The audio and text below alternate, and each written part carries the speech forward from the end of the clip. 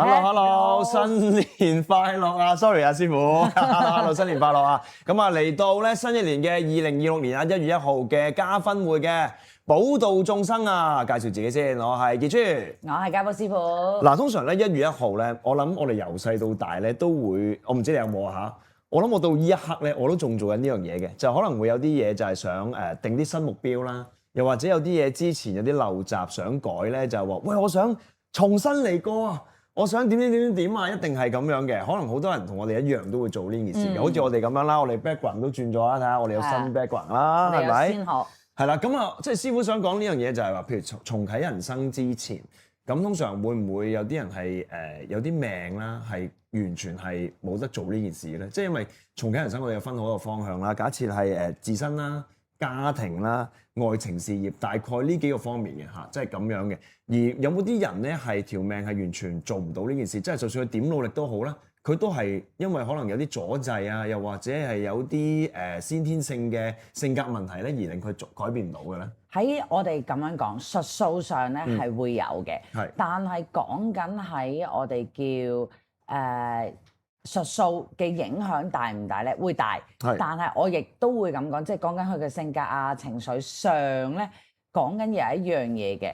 有咩問題咧？就係佢本身佢唔容易去踏出佢嗰個舒適圈。哦，係啦，咁所以就會導致會有呢一個問題就點解好似重啟唔到人生咧？其實係佢自己個意念影響咗啊。哦，係啦，即係不過冇嘅，因為講件事我係覺得咁樣嘅舒適圈咧，就好多種唔同嘅睇法嘅。有啲人覺得個舒適圈就用屋企為例啦，就係就算有啲人結咗婚咧，都好似我個朋友咁，佢都係唔願意同即係唔同屋企人住嘅，即係都願意同阿爸阿媽住嘅。咁但係通常可能另一半就會覺得，我同咗你住，我梗係要自組家庭啦，我梗係要自己住啦。但係我 friend 話嚇，點解我要離開我媽咧？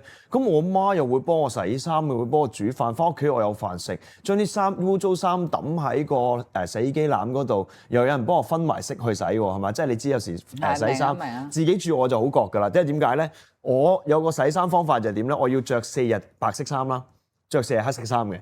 因為點解咧？如果我梅花間竹咁着咧，我洗唔切乾唔切啦。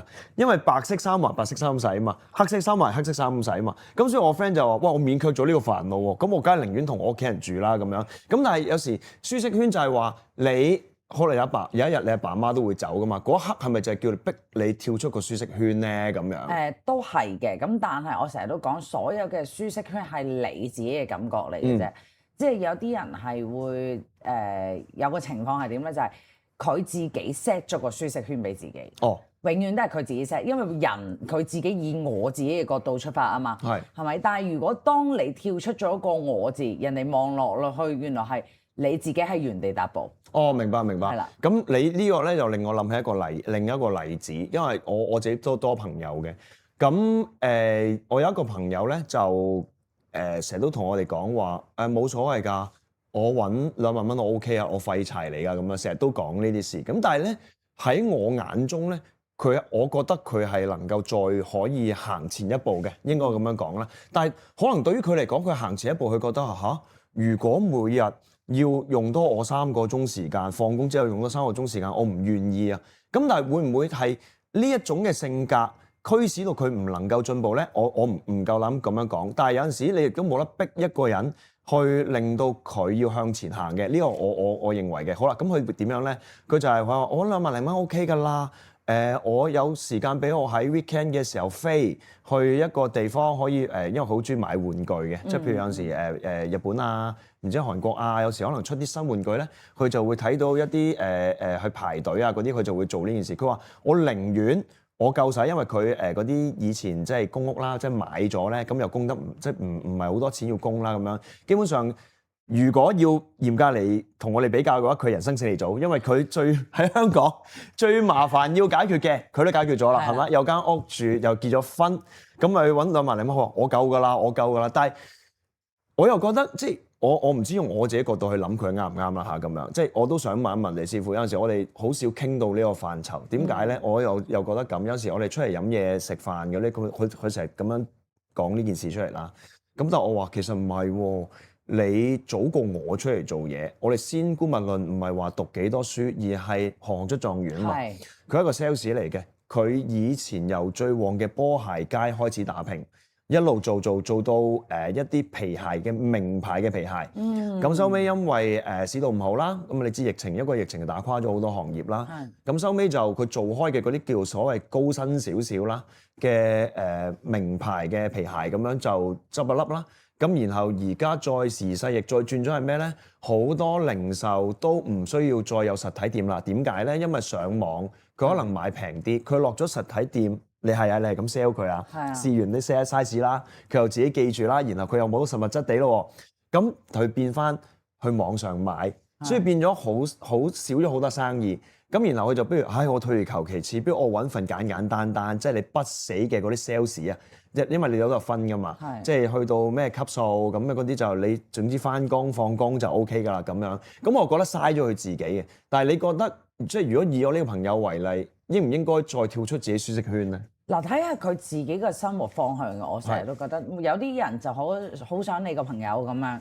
喂，我已經人生勝利咗啦，我又唔使顧屋咯喎，係咪？咁我又已經結咗婚，有伴侶，我已經係擁有人哋渴望嘅嘢。咁我而家穩穩定定、扎扎實實，我有個人工，咁我夠使啦，夠去玩啦。咁我成日都講啊，有一類人就係咁樣嘅，有一類人咧就唔係嘅。喂，因為佢而家暫時咩都冇，佢梗係想要有層樓，佢想就算有咗層樓，佢要娶翻個老婆，要有翻部車，養下翻狗。有啲人嘅理想就係咁。你好似係咪即係好近咁樣想指係我咧？唔係，好多人都係咁嘅。咁但係我會咁樣講嘅，即係咪一定要你呢個朋友嘅 case 係咪一定要哇？我去到要嘭聲，我要好努力，因為佢本身有自己嘅專長啊嘛，係咪？但係又咁講喎，喺我哋修行裏邊，其實佢呢啲叫知足常樂喎。係啦，我又唔會去追求啲乜嘢，但係我淨係想安穩定定。其實呢一個就係我哋嘅知足常樂。即係嚴格嚟講，如果再一班朋友出嚟傾偈，佢先係智者喎。係啊，係嘛？即係佢坐喺度同你傾，有時佢唔出嚟添㗎。因為點解咧？佢話唔出啦，你哋都係傾嗰啲嘢咁樣，我就唔出嚟啦。但係有時都想見下朋友。咁嚴格嚟講，即係如果我哋先唔好話重啟人生先啦，即係對人生嘅睇法個追求係乜嘢？咁我呢位朋友嚴格嚟講，我哋班朋友堆入面，佢係一個智者喎，因為佢已經知道自己要乜啊嘛。係啊，因為佢經歷過啊嘛，你都識講啦，佢係最即係豐盛嘅嗰陣時，波鞋街去打拼嘅。嗰陣時嗰啲血拼幾勁至得㗎。係，即係你又炒鞋啊，又剩啊，跟住嗰陣時嗰條街有好多競爭啊，咁樣咁當然啦。傳說之後就係話一個老闆立晒成條街㗎嘛，即係全部個老都係佢㗎嘛，係咪？即係咁講啊嘛，嗰啲傳說。咁好啦，嗱。我哋應該喺呢個 topic 咧定4個範疇啦。當然頭先就係講自身，加係講緊呢個朋友啦。咁當然自身經歷嘅應該都仲有好多例子去講嘅。因為點解我哋話喺呢一個重啟人生嘅 topic 上面要講一啲例子咧？因為例子就係引發到大家嘅共鳴，然後每個人面對嘅嘢大概都真係嗰4個範疇。唔知你認唔認同？師傅講多次，自身啦、家庭啦、愛情同埋事業。我想都問一問你，譬如有啲人上嚟有啲信應該咁講善信係唔會應該有啲人啦，因為佢真係人嚟啊嘛。有啲善信上嚟揾你求助嘅話，係唔係都係環繞呢4個範疇咧？多數都係嘅，都係嘅。即係譬如好似你先頭講自身講完啦，跟住家庭。其實家庭好多人會困擾喺呢度嘅，因為家庭講緊唔係淨係講個家庭嘅經濟，講緊係嗰個家庭嗰個成員裏邊當中佢哋嘅相處，即係有啲人係跳唔出個框㗎嘛，即係會被逼無奈我仲要同我依個屋企人去相處，我仲要同佢同住，但係無奈地係我跳唔出，即係我冇呢個金錢去走，但係就算有呢個金錢，有啲人都唔走嘅喎，寧願同佢死熬爛熬嘅喎。咁原因點解咧？就係佢會有好多唔同嘅理由嘅。喂，依家我都有名嘅喎，我點解要係我等你唔順走？我梗係同你鬥鏈落去啦。咁呢一個喺我嘅角度，佢當然有佢嘅理據，但係點解你即係我成日都講笑又要做人，喊住又要做人？點解你要同佢斤斤計較呢啲嘢咧？你對住佢唔開心，你咪走咯。明白。即係嗱呢件事上面咧，就係叫做其中一個面向啦。但係有我都出去，即係你知我成日出去飲嘢㗎啦。一個禮拜7晚，大概有8晚都係出咗去飲嘢㗎嘛，係咪？咁啊點解要出去飲嘢咧？就係因為收唔同嘅 case 啊。我唔係真係好中意飲嘢㗎咋，係咪？4月飲落肚，頸渴先飲水㗎嘛，係咪？好啦，咁有時收到啲乜嘢嘅 case 咧，就係嗱呢一單 case，我想同你分享下，睇你點樣睇。咁有一對情人咁結咗婚㗎啦，即係情人結咗婚啦。咁但係結咗婚之後咧，我諗佢哋有2-3年咧，都已經係大家係 hi bye friend 嚟㗎啦喺屋企。總之逢 weekend 咁女嘅咧就去咗第二度玩，男嘅咧就有自己嘅生活去咗第二度玩㗎啦。咁每日放工咧都係見一見面咁樣嘅啫，食飯都未必會同步食嘅。咁但係大家明知個感情淡晒㗎啦，咁但係大家都唔會去觸碰嗰個位，點解咧？好啦。兩隻狗啦，首先第一件事，咁因為要你譬如話離開啦，或者要分開嘅時候，咁邊隻跟邊個咧？咁樣因為大家共同一齊擁有啊嘛。最麻煩就係而家唔係話我諗呢個大家另一樣嘢就係大家要面對嘅咧，就係唔好意思岔開少少講，就係通常對寵物或者仔女我唔知咁係咪啦，有啲人係為啖氣嘅啫，佢未必係真係想要嘅，即係佢話我死都要同你爭到翻去咧，佢又唔理佢。你都知好多棄養啊，咁都係呢啲 case 嚟㗎啦，係咪？咁好啦，呢個係寵物其中一樣嘢啦。可能層樓原來一齊供嘅，咁然後供嘅時候你愛嘅時候，梗係話係冇所謂啦，我就係大男人啊，我一個人搞晒啦。可能你呢我見到你嘅笑容㗎，呢幾個月咧就你有你就先俾我啦，咁樣咁好啦，條數又點計咧？係嘛？到真係。有個人咧就想揸翻住層樓咯喎，咁我又夠唔夠所謂股份啦？係咪？即係你大家佔嘅股份可能一半啦。我話夠唔夠錢去買翻你嘅股份咧？即係我夠唔夠錢去俾埋你嗰扎去攞翻層樓咧？到最尾大家不歡而散，因為可能會就係喂我又想要，但係你又唔想要，你淨係想賣咗之後攞翻嚿錢，咁啊淨係呢兩樣啦。好啦，個電視咯，個電視我係咪要切開一半咧？張床褥我係咪切開一半咧？張梳化係咪切開一半咧？嗰個鞋櫃係咪切開一半咧？係啦，哇！呢樣嘢係你買嗰個，平時水電煤啲係咪計翻？嗱，所以我頭先列咁多嘢出嚟咧，唔係吹水。如果當你有機會遇到呢啲叫做感情上有問題嘅話，你一定喺其中你要考慮之列嚟嘅。好啦，如果俾你意見，你覺得我哋因為要講重啟啊嘛，即係你要完結一段關係，你先可以唔係發生啦，你先可以展開另一段關係噶嘛，係咪？咁但係當然有啲人唔使完一段關係會發生另一啲關係啦，係咪？咁講緊嗰件事咧，就係話你對於呢件事點睇啦？就係你覺得點樣可以重啟呢件事咧？即係以師傅嘅方法。咁當然我哋唔好意思啊，當我哋去講嘅時候，梗係話你梗係要清清楚楚啦咩咁嗰啲，因為我哋唔能夠轉到最入就係究竟你心底入面諗乜嘢係啦。咁點解要問你呢樣嘢咧？我估譬如有啲觀眾啊，原來自己遇到呢啲問題都會想嚟問師傅噶嘛。咁通常你會向邊個方法去引導佢咧？嗱，重啟呢一個字可以係話結束，然後再重啟，又或者喺你而家喺最 worst 嘅時候去重啟現時呢一段關係嘅。係啦，我成日都會有好多呢啲 case，譬如係要分手，突然間有一個講分手，但係咧佢講嗰啲理由唔係理由嚟嘅，咁個事主就嚟揾我。我真係唔得，我頂佢唔順，我要分開啦咁樣。但係佢講嚟講去，原來都唔係重點嚟喎。係。但係佢做嘅行為完全都係我哋咁講啦，就係佢同未分手之前咧係一模一樣嘅，只不過係疏落咗少少嘅啫。咁我就話啦，喂，原來你好多人其實都會有呢個情況嘅，淡咗，但係原來大家唔識去補先啊。係啦，第一唔識去補先啦，第二對方有問題，佢又唔敢同對方講，積埋埋日積月累，你就會導致一樣嘢，就係我頂唔順啦，我自己嘅壓力爆我煲啦，咁你就會覺得我要逃離呢一個人，你自己選擇分手，但係深處嗰個其實你仲愛佢，如果唔係你就唔會好似平時咁樣對佢，呢個唔會係習慣嚟噶嘛。係啦，即係有啲人會話唔係嘅，可能佢習慣咗啫咁樣。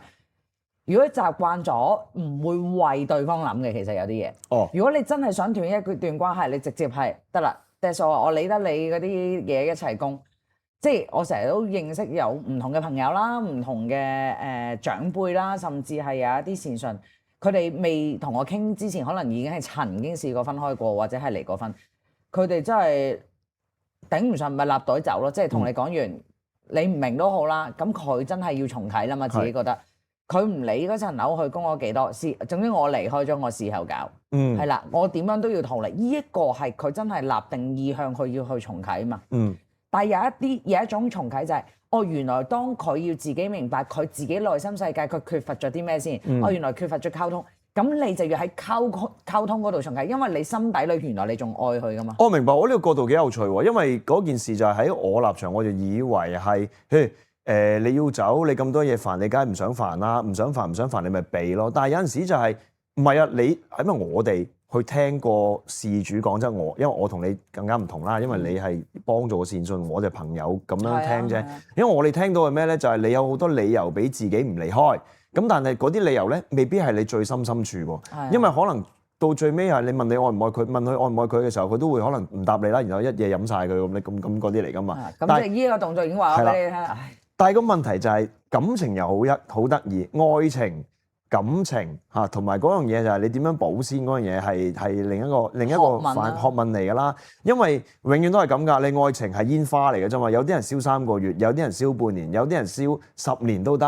咁但係睇下對方同唔同你一齊燒啫嘛。件事我覺得係咁樣咯。好啦，咁啊師傅，譬如有啲人咁樣嚟問你事啦，或者係一啲重啟嘅嘢啦。咁當然你頭先會俾嗰啲意見佢啦。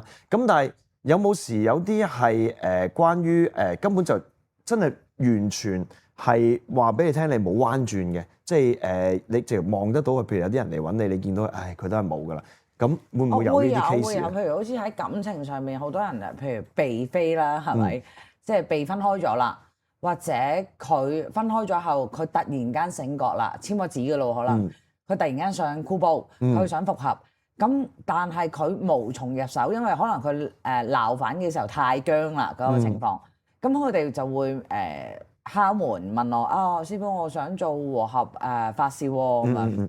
咁其實我成日都講嘅，和合法事係幫到手，但係你嗰段緣，即係我哋都會睇到你嗰段緣仲能唔能夠去有嗰條絲喺度，你仲有條絲，我哋都仲可以慢慢積翻，幫你積翻。即係我哋所講嘅前幾集就係話睇一條紅線仲喺唔喺度。係啦，咁如果你條紅線原來已經係甩到成條絲咁啦，得翻一條好有嘅，我都仲可以同神明講，喂，你不如穿翻佢啊。點解你唔咩啫？你橫掂都係你唔剪埋佢啫，咁冇嘥時間啊！咁樣一下剪啊嘛。你要明白，永遠係藕斷絲連，係總會有啲因由嘅。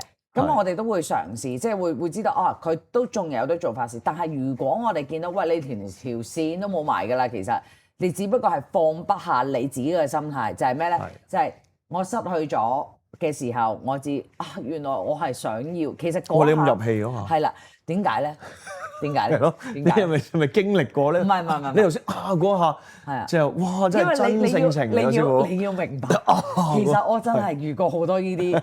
因為哭二鬧三上吊，但係佢喺我面前啊嘛。係明。但係不過咁講啦，即係愛情呢個位就係咁嘅，即係你要走。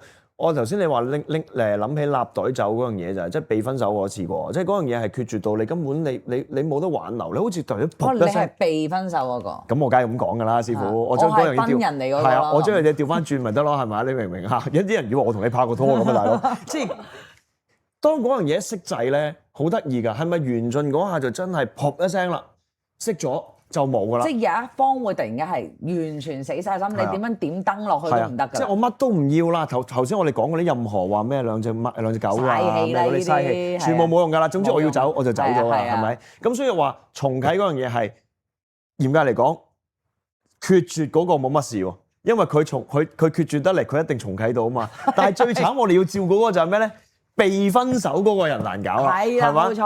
我哋成日咧，即係自己我哋做朋友嗰啲都係噶嘛。我哋有啲 friend 被分手嗰個就係一哭二鬧三上吊啊，係咁不斷自己話，我好口渴，係咁喺度灌醉自己嗰啲。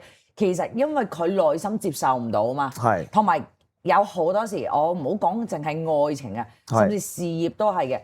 好多人係唔知自己有問題，其實係最大問題。你被分咗手，人哋講咗一大抽嘢，你都原來 get 唔到人哋覺得你個問題喺邊。咁呢啲分手係程序嚟嘅。首先第一件事就係唔接受現實啦，跟住就會憤怒啦，然後就頹廢啦，最尾咧就接受現實。你先係一個叫做呢個係流程嚟嘅，必經㗎，因為係即係我自己都有經驗，係你永遠都係咁樣嘅，即係憤怒啦，就話點解啊？點解問個天萬梓良咁啊？點解嗰啲？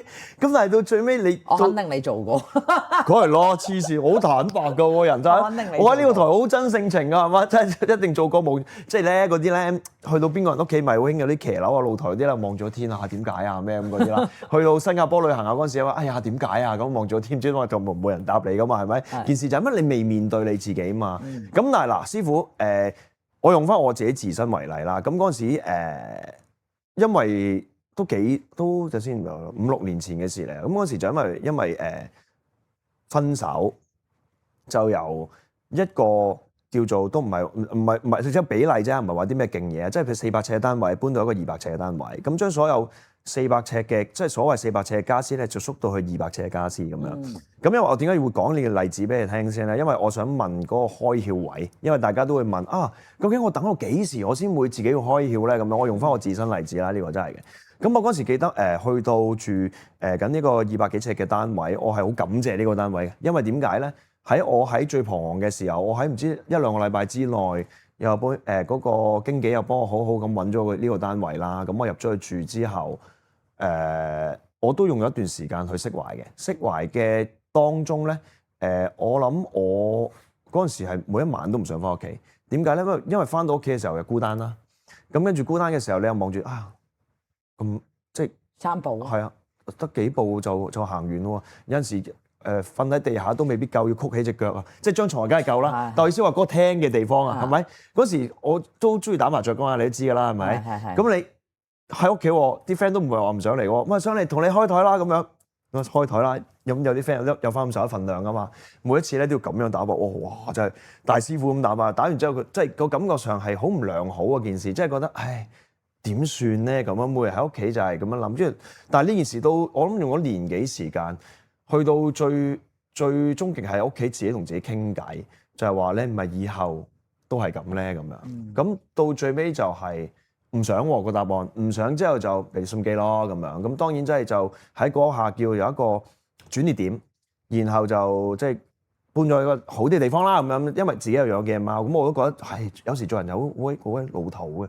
有陣時你望啲貓咧，得200幾尺俾佢哋跳嚟跳去咧，好陰功噶嘛。咁跟住你話，哎呀，我第日就要帶你去邊個地方啦，你住翻好啲啊咁樣。咁收尾就真係成功咗啦咁樣。好啦，咁一講呢個事例出嚟，唔係話想分享一件成功嘅例子話俾你聽，我幾犀利，並不是，而係去到嗰位開竅咧，因為我係凡人啊嘛，我都唔知點解嗰下會諗通嘅喎，即係喺譬如師傅你嘅角度啦，你係會唔會覺得有一個人係邊個位先會諗通啊？即係話呢個人半年時間啦，呢個人30年時間啦，都會嘅，因為其實每個人嘅思維同性格唔同嘛，有啲人係戀過大過天咁啊死得啦，佢係撲心撲命愛嗰個人啦，假設咁突然間都冇遇到呢啲嘅。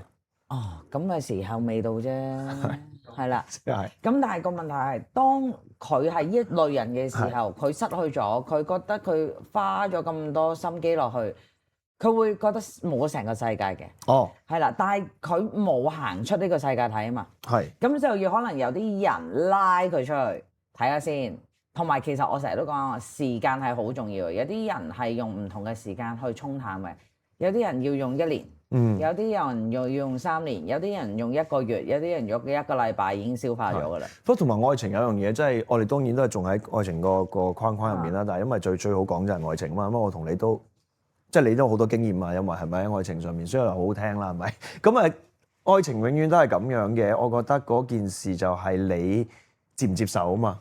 咁你唔接受都冇辦法，唔係話愛情同事業有兩件事嚟嘅，即係你唔係。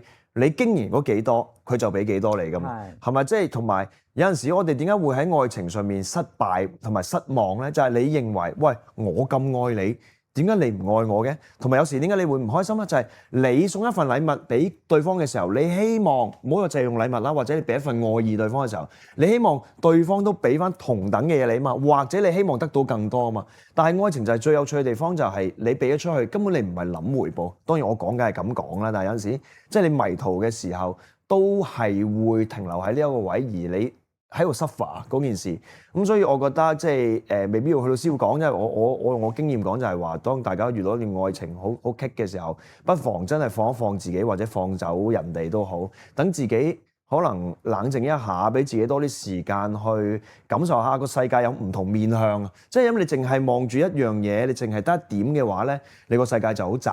但係當你抽翻出嚟嗰一點咧，你就能夠望闊啲啦。呢個係真啊！嗱，因為今日係元旦啊嘛，好多時咧大時大節嘅前後咧，總會有一啲人咧突然間同你報即係令到你傷心嘅。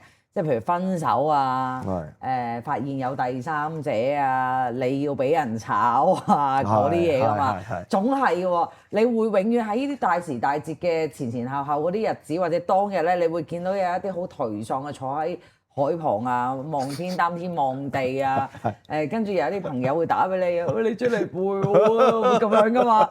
咁永遠都係會有呢啲情況。咁喺即係未必當下我哋而家講緊係即係觀眾嘅你哋，可能你真係會有啲朋友遇到。其實我都係講嗰句，人生你冇過客，你唔會成長嘅。咁如果佢令到你傷心，記得一樣嘢。首先反省自己，有邊啲位做得唔好，下一個唔好係咁啦，或者再遇到呢啲事唔好發生啦。咁第二樣嘢就係你點樣去令自己消化呢件事。第一樣嘢記得，所有人都係過客嚟嘅，甚至我哋自己嘅父母都係過客，我可以話俾你哋聽，因為佢始終會走噶嘛，係咪先？過客嚟嘅啫。咁但係最緊要係點啊？我自己嗰個出發點，我冇負人就得㗎啦。係啦，人哋負我冇辦法係咪？但係我唔好負人哋。哦，咁負人又有好多面向嘅，即係係咪？即係咁你有陣時係冇㗎，可能係因為前世而積咗一段關係喺度嘅時候，咁即係咁我都飛過人嘅，咁你飛咗去就唔代表負佢嘅。咁我成日都講嘅，即係飛人呢家嘢，即係你同人講分手。咁你一定係有一啲嘢唔夾，或者真係相處唔到，佢又改唔到，或者唔愛咯，係啦。咁但係我成日都講，所謂嘅負係點樣負先？喂，佢如果你當刻同佢一齊嘅時候，你真係有真心愛過佢，其實唔算係負過噶嘛，係咪先？即係佢阿想同你結婚生仔啫，但係最 worst 嘅就係佢唔能夠做到呢樣嘢啊嘛，同埋可能各方面都配合唔到嘅時候，咁。你冇理由將兩個世界人夾埋一齊噶嘛？係啦，但係咧，我要提醒觀眾嘅你啊，你睇到嘅時候咧，你可能聽到話有愛過就冇負，唔係一晚愛過去嗰啲叫冇負啊！即係你嗰晚為咗得到某一啲目的，係咁同人講話，就我係啊，唔好咁真實啦！嗰件事係我啲 friend 又成日都同我講話咁樣嘅，就第二日就瀨嘢啦咁樣，即係。你唔好因為聽完呢件事覺得嗰刻我付出咗就等於我冇對唔住佢，唔係咁樣嘅。嗰件事係你真係確立一段關係之後，你付出咗啦，到最尾大家可能性格不合唔 work 啊，或者唔愛啦。唔愛咧，我覺得唔愛而拖住人咧，都係一種負嚟嘅。係啊，一種負嚟嘅。係啦，呢樣嘢我就係問清楚你啦。因為當你唔愛嘅時候，你如果好決絕咁同佢講，係佢好傷心。咁但係個問題，你能夠提早佢同佢講，唔好嘥佢時間咧，都係對佢係好嘅。係啊，即係你寧願佢一下痛，痛得冧啲，因為點解咧？如果你要去係痛得冧啲，咁而你唔係一路拖住佢，到佢知道咗之後，其實佢嗰個傷痛個範圍仲大嘅。係，即係因為佢會調翻轉頭諗就係話，原來你2年前開始已經唔愛我啦。係啊。你而家先同我講，你嘥咗我2年時間，咁佢會我再傷害多一重咯。係，唔好再講呢個話題啦，因為我 feel 到你又回想到記憶啦。唉，下一個 topic 啦，你。下一個唔係師傅，其實都係嚟去都係嗰啲 topic 嘅啫。事業啦，就事業先啦。事業頭先我都講咗少少㗎啦，即係嗱已經咁講啦。有啲人咧就係譬如事業我講個具體啲啦，因為通常咁嘅做工作啦，我當你係大學畢業出嚟做嘢之後啦，可能係20零歲啦，咁20零歲嘅時候你揾到一個我哋頭先去翻舒適圈嗰個位啦，即係有一啲人就係咁樣嘅，你去一份工作，然後人哋同你講話，喂，你要升職喎，俾多啲嘢你做啦，好啦，跟住話唔做28歲，咁好啦，有啲新人入嚟啦。咁好啦，你話唔做啊嘛，咪俾個機會新個人咯，係咪？咁好啦，你要30歲啦，你見到新入嚟嗰個人咧，比你做得更加好，咁你調翻轉頭就喺度諗啦，死啦！當初我今年30歲啦，當初如果我肯接呢個任務嘅話，我咪可能變成佢咯咁樣，然後又變成點咧？當人哋好嘅時候，你又調翻轉頭睇，喂，我撳死你啦，我老屎忽咁樣嗰啲，因為點解要講呢啲例子俾大家聽咧？係想大家喺重啟呢件事啊，就係重啟你嘅睇法，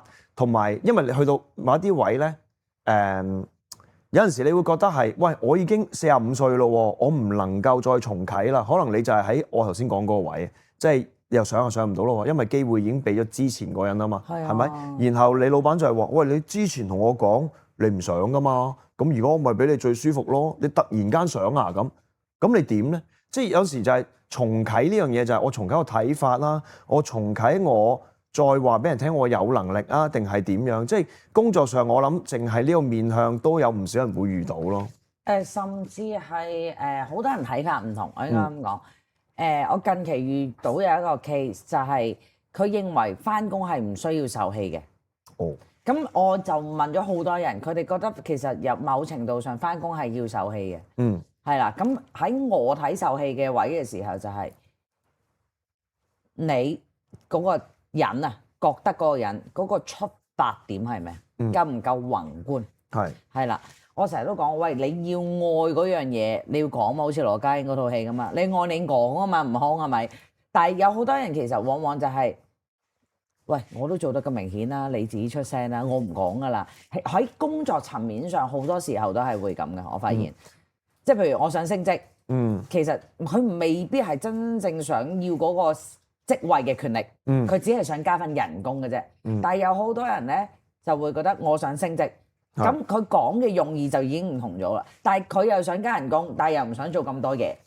咁但係我覺得呢個面向係你自己嘅能耐啦，因為點講？你想升，人哋未必會俾你升啦。因為有啲人喺工作上面另一個角度就係佢高估自己啊嘛。咁而家我想傾嗰樣嘢就係佢要重啟佢嗰件事，變成就係可能頭先我話40幾歲嘅人有冇得重啟咧咁樣？即係譬如有啲人嚟揾你，有冇啲 case 可以話佢唔係，因為好多人都會覺得係，哎呀，我已經過咗黃金時間啦，哎呀，我已經點啦。其實每一個人每一條命都唔同噶嘛，有啲人可能係去到40歲之後先至爆發，有啲人咧可能咁啊，有啲人好早醒嘅，讀書嘅時候已經醒啦，因為佢讀書嘅時候已經部署緊就係話，嗱，我第日知道咧自己咧要有層樓嘅，我第日咧知道自己咧要有架車嘅，好啦，呢個係目標，但係目標中間個過程點樣實行咧？佢哋好早認知噶啦，但有啲人唔係噶嘛，佢就係諗嘅啫嘛，係啦，咁我就想問，即係譬如。有啲人去到40幾歲嘅時候嚟求助，咁你通常有冇啲處理咗呢啲 case 咧？又係好多咪就係好似你講嗰啲 case 咯，哎呀我 miss 咗㗎啦，而家冇㗎啦。但係佢就係因為佢有依個嘅想法啊嘛，咁會影響咗一樣嘢就係喺佢工作時候嘅態度啦。好多時即係大家喺職場上知㗎啦，人際關係，你工作能力。你嘅談吐，其實好多我哋叫機會都係從你呢3個方向睇到嘅，係咪先？即係啦，你談吐，譬如喂你同啲同事關係好啊，或者可能甚至係你表達你自己啊，係表達嘅時候，譬如你去 present 俾個客拜你，咁佢係咪如果即係成日同你嗰間公司合作下，喂唔使啦，揾阿傑跟咪得咯，咁係咪？即係會有咁嘅情況。咁你要懂得去表達先自己。即係我唔係講話喂咁係咪真係要識湊客？唔係，我成日都講嘅，有好多人做嘢咧，永遠都係喂我要為公司着想，我要湊得掂個客。但係好多真心即係識上到一個靚位嗰啲人咧。其實好多時候係佢亦都會企喺個客嗰度諗，係啦，佢會喺代表公司同呢一個客人去協調嘅，所以個客至會咁欣賞我，係咪？好多人就會唔睇呢 part 嘢，即係佢唔會睇人哋其實喺背後努力咗啲咩，佢淨係覺得，喂，佢咪擦鞋仔咧，嗱，湊又湊掂一個客啦。咁但係你唔諗下點解人哋湊得掂嘅？即係好多時候你就喺呢個談吐位度啦。咁第二樣嘢咧就係講緊工作能力。有啲人就係我鬥份人工，我唔使24小時去serve 你噶嘛，係咪先？你講 project 我都收過工啦，我點解仲要轉個 PDF 俾你，跟住 send 翻去俾你睇？嗱，聽日你點樣收貨咧？咁樣，但係呢一個係你自己覺得，我鬥下36唔鬥下36啫。但係如果喺工作嘅層面上，你鬥咗一份人工，人哋真係 urgent 嘅，你撳個掣有幾難咧？只不過係好多時候你將個我字搬咗出嚟，咁你能唔能夠重啟咧？你試下調翻轉，最早期你打工嘅時候，人哋叫你乜都做㗎啦，係咪先？但係可能你過往又遇到一啲 OC foot 嘅，遇到一啲唔好嘅公司，你就會覺得喂，呢一間咧唔好。如果你永遠將你嘅過去唔能夠成為一個學習嘅我哋叫例子，而你下下淨係將過去變咗而家咧，咁就大件事啦。咁你永遠都重啟唔到嘅，即係簡單啲講，你被離婚，但係你永遠咧就係即係你又講翻愛情嘅，唔係即係咁樣講嘛係，被離婚係啦，你考唔到試，唔係合格啦係，你永遠都唔敢考嗰科喎。哦係我唔重考㗎啦，係啊咪都肥㗎啦，係死㗎啦咁啊嗰啲咁就賴嘢㗎啦呢度。係咁所以千祈唔好做呢樣嘢，係啦，係重啟係講緊你要去學習咗，去識懂得分析，係啦，喂呢一個。同事同我講呢番説話，佢唔係俾鑊我咩？佢係真係幫緊我、提緊我水嘅。咁你咪去嗰個方向做咯。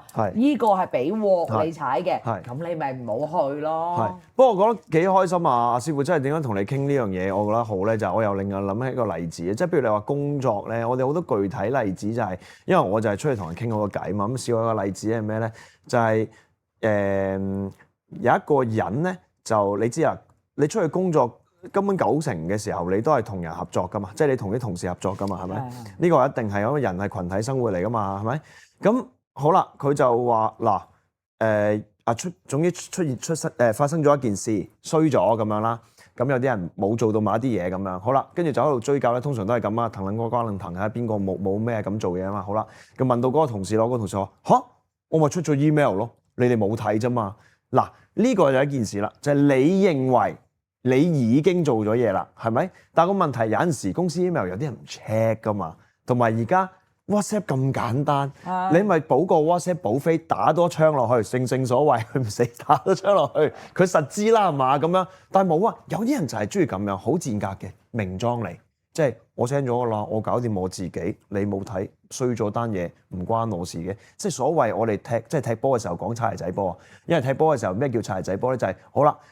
個波喺你腳嘅時候，你將個波交俾第二個人，喂唔關我事㗎啦，就做呢啲嘛。即係我哋喺工作上面，我話千祈唔好做呢件事，因為到最尾件事和咗咧，其實你都係有責任㗎。帳面上可能未必燒到你，但係我哋所謂到最尾結算嘅時候，應該都係關你事。所以我會覺得係有陣時做多步又冇又唔會話少忽肉嘅。咁同埋冇害人個心咯，咁所以你先能夠去到最尾就係你重啟同重啟嗰樣嘢一樣咧，就係你將個睇法重啟變咗係積極幫忙嘅，咁我覺得會好啲咯。係，呢個係事實嘅，即係所以你先係由一開波，我哋講知足常樂，然後你唔好負人，第三就係我哋點樣去對人。你去對一個人好，你千祈唔好求回報，因為你如果一諗住有回報咧，有一個問題出現咗嘅，係之後你會有比較心，然後你會有一個計較呢一樣嘢出現咗啦，你個人就會好痛苦噶啦。不過我諗所有嘢都關比較心事嘅，就算無論頭先我哋講嘅自身家庭、愛情同埋事業都一定有。係啊。事業就一定係同同事啦，愛情嘅比較就係我對你好，你對我唔好嘅咁樣。家庭就係可能兄弟姊妹啦，係咪？咁你自身就當然就係你同你隔離嘅所有朋友去比較啦。咁呢啲就一定係有啦。師傅咁跟住咧，我又想傾下另一樣嘢，就係所謂重啟，可能係自身，因為嗱。自身我哋去到點解而家先講咧？因為咧每一年咧都有啲人會 set 一啲目標嘅。係。你覺得最多嘅人 set 一啲目標係自身嘅係咩先？關於自己個身體嘅。自己嘅身瘦咯。係啦，一定係咁嘅，即係每一次每一年咧都一定喺1月1嘅時候咧就係話好啦，我今年一定要下定決心減幾多磅，一定有噶嘛，係咪？咁但係我覺得最麻煩最棘嘅地方係咩咧？我哋有一個叫做農曆新年，點解咧？因為當佢 set 咗喺1月1號新年嘅時候啊，呢個唔係我哋嘅新年嚟嘅。我哋農曆新年之後，因為你知農曆新年要食咩啊？食好多糖果、蘿蔔糕啊，食好多年糕。係過咗先減啦。通常大家死嗰個位都喺呢度嘅，或者係好積極，1月減咗，2月中嘅時候一食翻嗰啲嘢啦，然後帶落去，你肥咗咯。跟住就冇啦，萬劫不復，又要再等下一年，去到2026年嘅10月31號，又會同自己講，聽日我一定要立定一個目標，就係2027年嘅1月1號要減肥啦咁樣。即係你呢啲係無限輪迴㗎。咁我覺得嗰樣嘢就係咩咧？就係嗰個躲懶，係你根本就係唔夠去想做啊！有冇啲咩方法令到人夠想做咧？即係你有冇啲意見俾人嘅咧？嗱，咁你問我有冇試過咧？我有試過嘅，我有最早期真係未做師傅拍嘢嘅時候，咁因為我個身體係好容易水腫嘅以前，係咁我就 set 咗啦。咁我有即係嗱，就真係咁講，大家都知我年年都講，我好中意食蘿蔔糕嘅。係咁你唔好理，我年初一食到即係下年年初一初五啦，初五到啦。咁我就喪食嘅，即係我可以一日食兩底嗰啲人嚟㗎。嗯。咁但係又咁講，即係喂你食多咗啫，唔代表你唔能夠去做運動啊嘛。係。即係嗰陣時，因為我係要拍嘢嘅，喺網台喺電視台，我哋要拍嘢。喂，你唔可以突然間一下漲到乜咁噶嘛？咁所以嗰陣時咪，我今日食咗蘿蔔糕，咁我咪喺晚餐減咯。我去做運動咯，我去游水咯。嗰陣時我游嘅。咁你問我，喂，後期我做咗師傅啦，大家都見到我突飛猛進啦，漲得好犀利。咁嗰陣時咧，我有一年，因為我唔知我自己身體有事嗰陣時。我就走去立志我要減肥，諗住行翻以前嗰個 program 咪得咯。即係今晏晝食咗，夜晚咪唔食咯。係啦，或者做運動啦咁樣。咦？點解冇用嘅咁樣？咁後期咧，身體一路差落去，即係好多唔同嘅毛病出咗嚟。我自走去 check，原來咧我已經去到好 worse， 而導致咗個 hormones 出咗問題。所以你唔係普通嘅肥，係。亦都唔係普通嘅水腫，即係唔係話你想去做就做，因為你入面嘅機器係咪咁啊零件啊有啲事，所以唔係話你要減就減到啦一件事啦。係啦，咁跟住之後有一啲即係熟嘅線上啊，睇開 live 嘅線上，佢哋都講：喂，師傅你呢一期做乜突然間又縮咗一啲嘅？係其實調理係要時間嘅，減肥都要時間嘅。係你點樣可以有個我哋叫恆心去做或者決心去做係？第一，你揾咗影響你呢樣嘢先，肥，肥有好多樣因素嘅，係，著衫唔靚啦，坐又會顯肥啦，影相又顯肥，又要 P 圖麻煩喎，嘥時間，唔可以即影即 po 喎，咁跟住仲有咩？就係你買衫麻煩啦，係咪？其實好多人就係諗呢啲嘢嘅啫，佢諗唔到最大樣嘢係健康，冇錯啦，係啦，好多時候個健康係。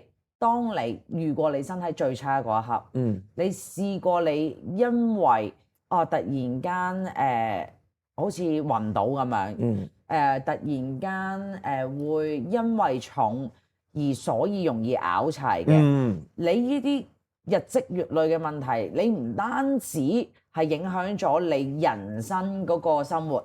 而且係你日後好多病痛慢慢出現，佢開始慢慢感受到咧，呢啲人就好有決心。我話俾你聽。係嗱，我想講咧，即係我都係一個減肥叫做成功例子啦，咁樣。咁我嗰陣時咧係咁樣嘅，阿 Raymond 出張圖俾大家睇，係啊，咁樣嘅。咁咧就嗰陣時點樣減嘅咧？點解會減啦？首先第一件，應該咁講，點解會肥到咁咧？係，張閃卡都未至於最終極，係啊，閃卡大家可以睇翻咩？係啊，張相係好終極㗎。我哋啱啱聯歡會大家睇咗未先？喺度 sell 埋先。我哋聯歡會真係幾搞笑，啲禮物幾搞笑啊！我哋睇翻先。咁即係我要想講嘅呢件事就點解嗰陣時會肥咧？其實我覺得某程度上關心態事，因為嗰陣時唔開心嘛。咁你唔開心，你要揾啲方法要開心啦。咁你飲嘅時候，你晚晚飲嘅時候，你一定揾最平嘅嘢飲啦，係咪？最平嘅嘢就係黃色汽水啦，係咪？黃色汽水就最容易令你水腫啦。咁嗰時係試過最終極上磅咧，係200幾磅嘅。哇！你咁誇張？好誇張，嗰時係試過200幾磅。好啦，咁但係嗰陣時咧，每日照嘅唔覺得自己咁恐怖㗎，因為當你每日見住自己嘅時候咧，你係唔覺得自己咁肥㗎。好啦，咁收尾就係一路做嘢啦，咁樣，跟住我覺得我最好嘅地方就係咩？我身邊嗰3個人咧都係瘦加面細嘅，咁所以咧每一次拍埋佢哋隔離嘅時候，你都會見到點解你咁嘅樣嘅？都同自己講點解你咁嘅樣？你搞唔掂咯咁樣。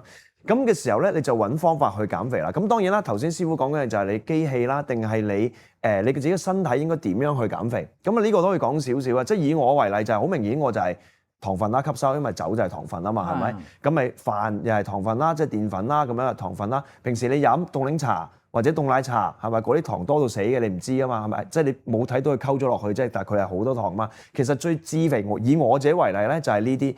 咁我就變咗係。痛定思痛啦，就係夜晚唔食飯，晏晝食米飯，即係因為佢少澱粉啊嘛。咁然後食多啲肉類，咁跟住糖嘅戒咗佢，令到你最致肥嘅酒就避咗佢，唔飲嗰啲酒，就變咗飲另一啲冇咁肥嘅酒。你自己上網睇卡路里，你自己知嘅，去咁樣去減一個肥咯。咁同埋嗰個嗰個重點係最緊要係你知道自己點解要減肥，除咗話健康，同埋係你可能有陣時就係、當你肥咧，你好多嘢都做得唔好係咩咧？譬如我中意踢波噶嘛，因為肥咗時候咧，你個膝頭哥本身咧自己嗰個承受力咧唔係承受你200磅㗎。係 OK， 咁所以嗰陣時踢波200磅嘅時候，踢波照踢㗎。但係因為你個輸嗰個叫做咩加減數嚟嘅啫嘛，你踢一場波唔夠，你轉個頭飲翻嗰啲勁啦，係咪？咁所以嗰陣時咧。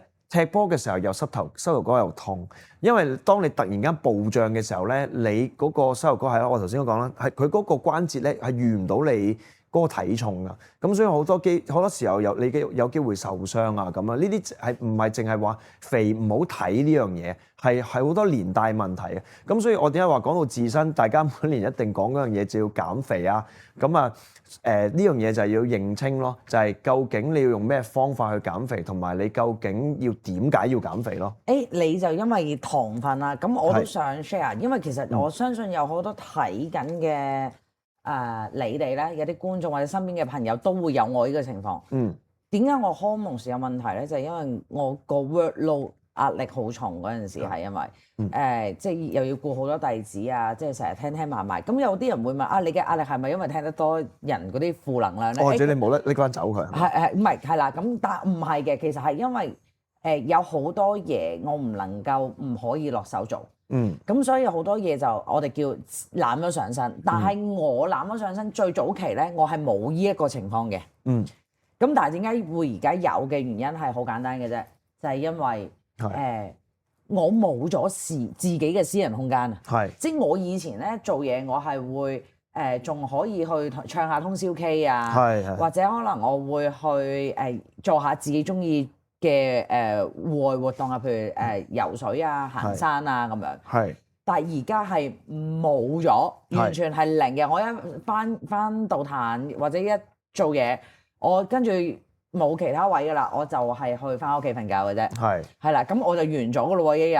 咁有好多時候，譬如我覺得我自己越嚟越脫節嘅。咁後期好啦，我睇咗好多醫生去揾咗，點解呢個 hormone 嗰個另外導致個指數出咗嚟咧？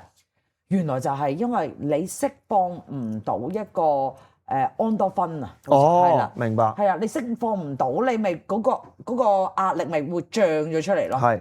同埋咧有一樣嘢咧就係我睇過研究嘅，佢話點解成日人好想食嘢？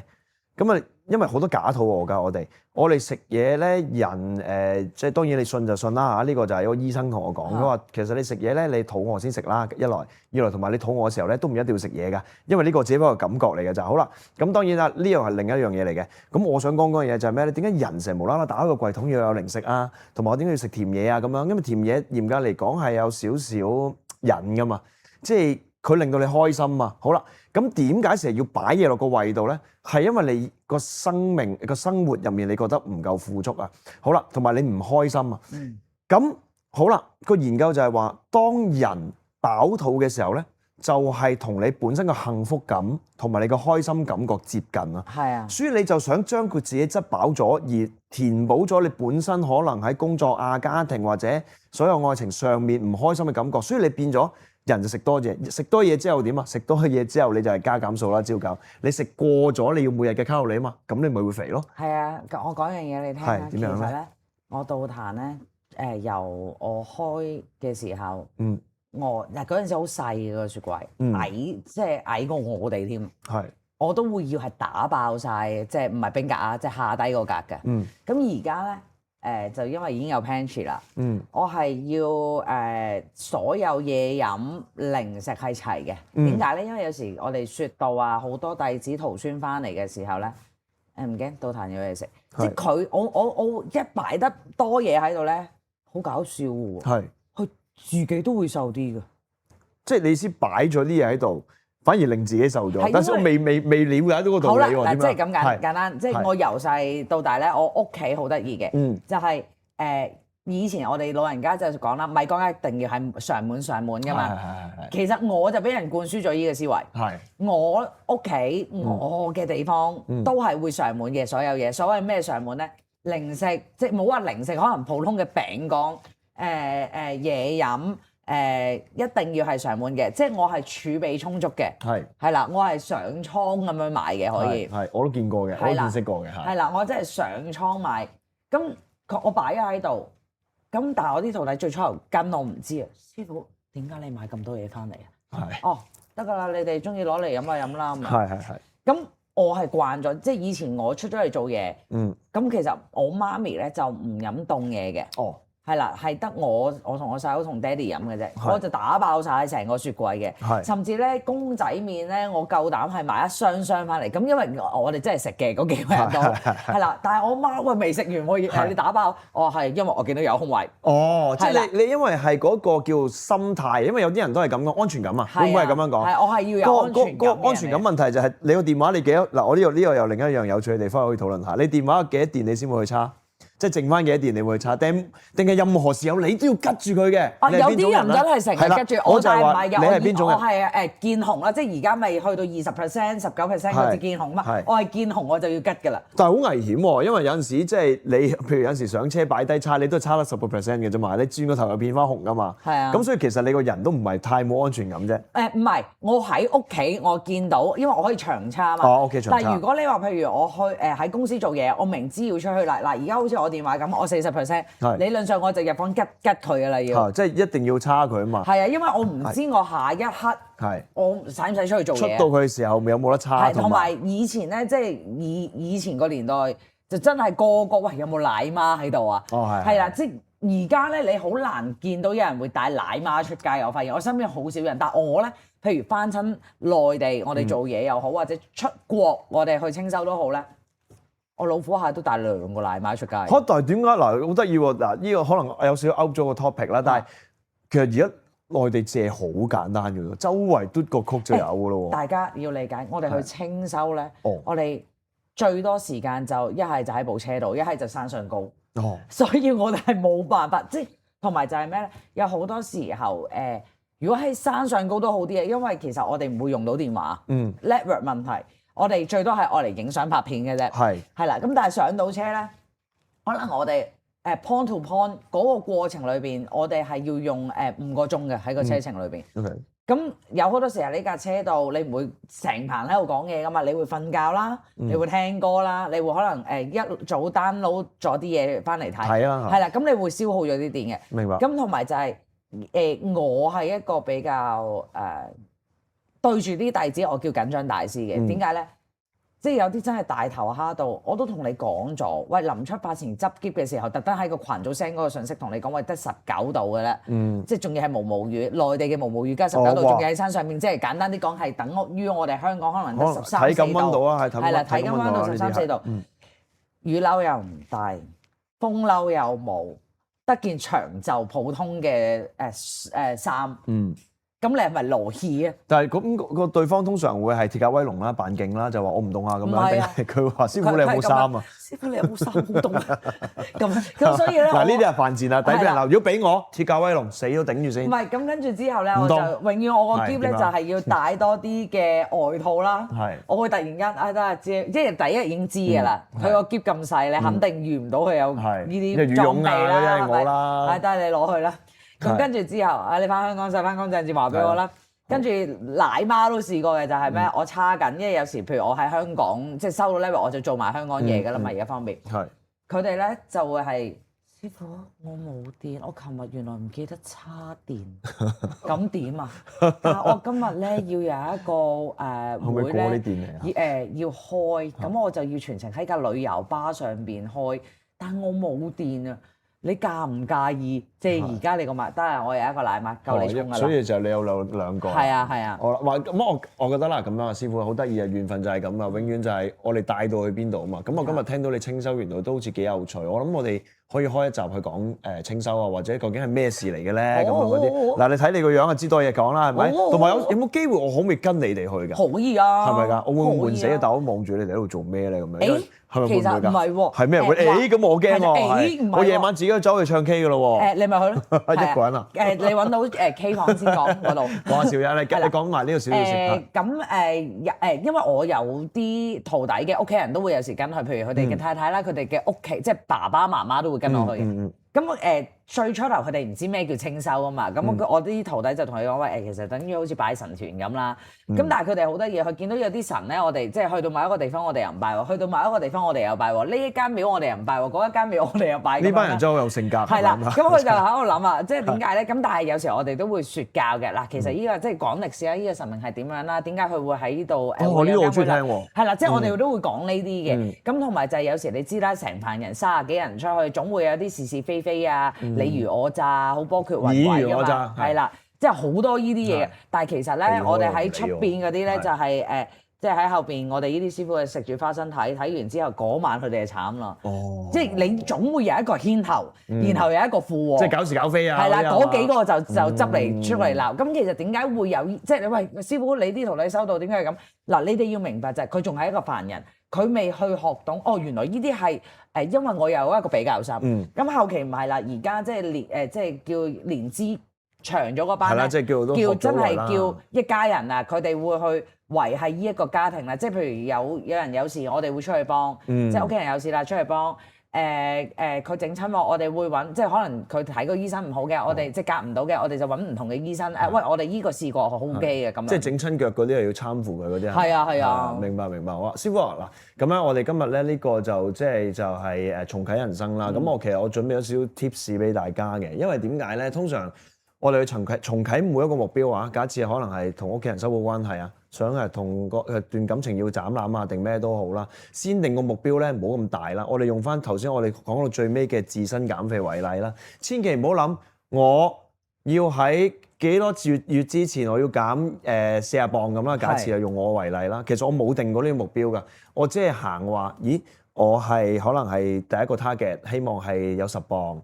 咁你10磅之後咧，你有個成功感啊，因為你辛苦過後，你發現咦原來辛苦我有成就啊，因為你將個目標變成40磅，你知冇可能你唔會3-4日後變成負40磅噶嘛，係咪？反而我係咪就係我會叫你哋 set 就係譬如假設你80磅，你同自己講我要跌落去7字頭先，係啦，即係每10 kilo 10 kilo 減，係啦，但係你唔好限個時間，即係咁你又唔可以唔限嘅，咁即係可能半年係能夠噶嘛呢個時間，咁半年。咁如果你3個月做到，其實你已經會好有衝動落咁我要用3個月或者半年再去6字頭，咁樣咯。係啊，咁所以就係嗰個問題就係目標要一步步達成嘅，同埋嗰種成功感啦，同埋獎勵咯。即係我覺得一定要捉緊呢幾樣嘢，你先能夠叫做可以容易啲去重啟嘅每一段嘢咯，因為今日我哋個 topic 就係咁咯。咁當然我哋掟好多例子咧，就係點解呢個係引發你嘅共鳴啦，然後你點樣去處理啦嗰件事，因為大家面對嘅嘢我諗都差不多，係咪？咁好啦，今日師傅我哋嘅節目時間差唔多啦，我哋呢個加分會嘅寶道眾生咧1月1號咧第一集咧，我哋已經轉咗新嘅呢一個 background 啦，希望大家中意啦。咁我哋下個禮拜同樣時間禮拜4咧，師傅啊。下個禮拜4好似就嚟走進呢一個農曆新年嘅範圍啦，會唔會有啲關於農曆新年咧，或者我呢啲迷途小羔羊咧都好想睇下師傅可以幫我睇一睇個時辰八字啊咁樣嗰啲。不如我哋下個禮拜咧，嗱我哋幕後工作人員咧，嗱我哋叫做喺前面啦，我哋幕後工作人員有3個嘅，咁我哋可唔可以用佢哋嘅生肖，即係先做咗一個為例咁樣去睇一睇，同大家分享下咁得唔得咧？好啊，係嘛？冇問題。我呢啲人渣會唔會有份咧？可以啊，係嘛？新一年唔係人渣嚟㗎啦，係嘛？新一年唔係人渣，重啟咗啦，重啟咗冇咗人渣啦，抹咗佢係抹咗佢個面具。咗。好啦，咁啊，今日集時間差唔多啦，希望大家都能夠喺1月1嘅時候都訂立啲新嘅目標俾自己啦，而有一個好嘅一年啦，咁樣講啦。好啦，今日時間差唔多，拜拜大家，拜拜，拜拜。喂，記得 join 我哋分邊同埋分土啊，唔記得講添，成日都，拜拜。